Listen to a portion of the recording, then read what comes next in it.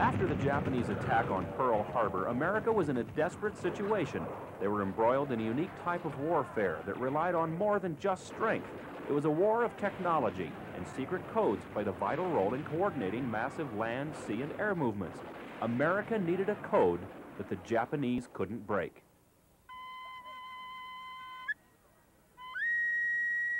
But the secret weapon lay hidden not within the walls of the Pentagon, but rather here in the southwest United States, within the Navajo Nation. There was a message that came out. They wanted 30 Navajos for special duty, and we said, gee, they'll give us some, this Marine Corps blues, and we'll probably have office job, and that's the special duty. We were thinking in those terms. We never thought that we'd get right in the midst of the war.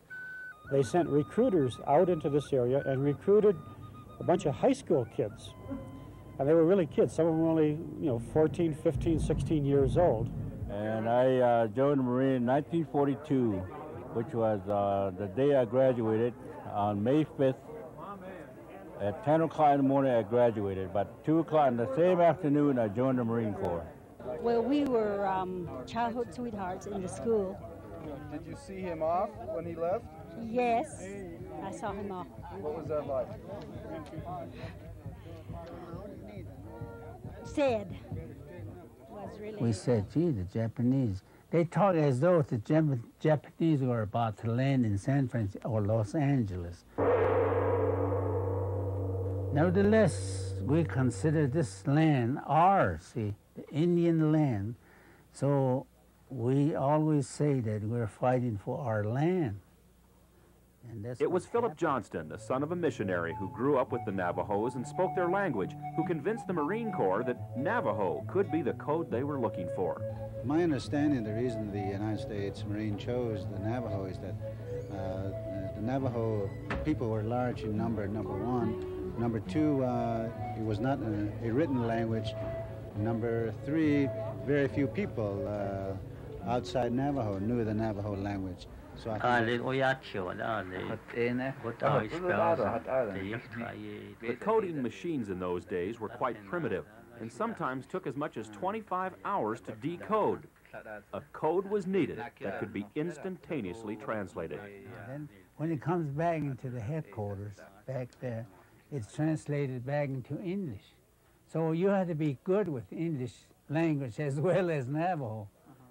They themselves then decided that just using the Navajo language had its potential problems anyway, because like any code, repetition is what eventually breaks it. And they sat down and came up with a code in Navajo.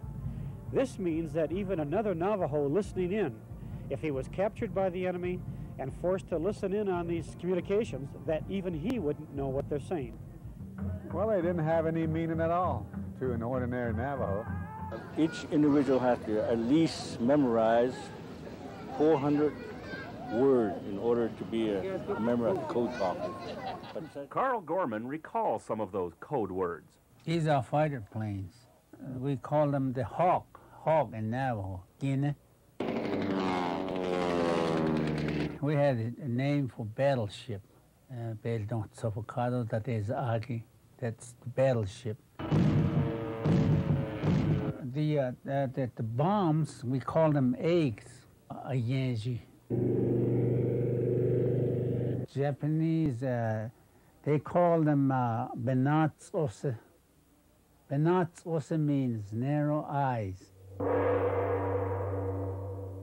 To my knowledge, and according to the record, there was never one transmission that was ever screwed up or messed up, either in transmission or in translation. That every message that they ever sent was sent perfectly and perfectly translated. And it worked. The Japanese never broke the code, and its use on Guadalcanal and Iwo Jima affirmed the United States' stronghold in the South Pacific. The war was near its end. We never thought we were making history. We just thought that we were part of the Marines. If I had known that we were making history, I would have carried a notebook and wrote everything that I did. It says Bougainville, Emery, Guam, Okinawa.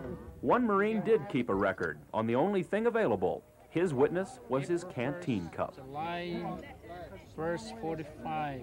But when they returned, there were no flags, no parades, no heroes welcome. Without fanfare, they went quietly home, their secrets still carefully guarded. On, and who's who on Navajo land today, the common denominator is that they were a code talker. They learned the necessity of getting along in both cultures.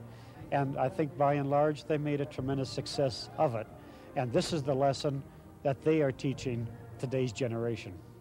The United States isn't just another country, it's ours.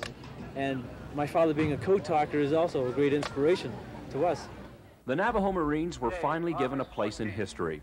The President of the United States officially proclaimed August 14th, 1982, Navajo Code Talkers Day, 37 years after World War II ended.